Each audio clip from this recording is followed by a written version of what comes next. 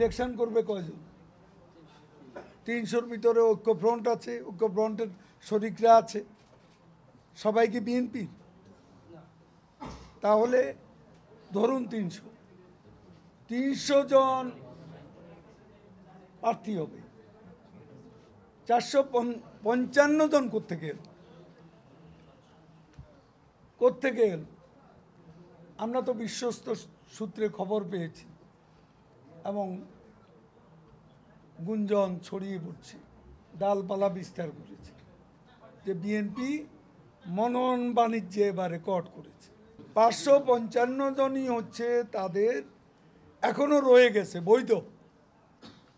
এটা কি মনোনয়ন বাণিজ্য নয়?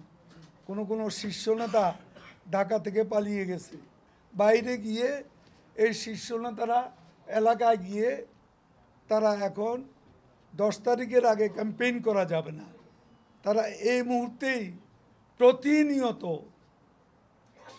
নির্বাচনের আচরণবিধি লঙ্ঘন করে যাচ্ছে, মনোনয়ন বাণিজ্যের টাকা নিয়ে পালিয়ে গেছে, এরকম খবরও তো আমরা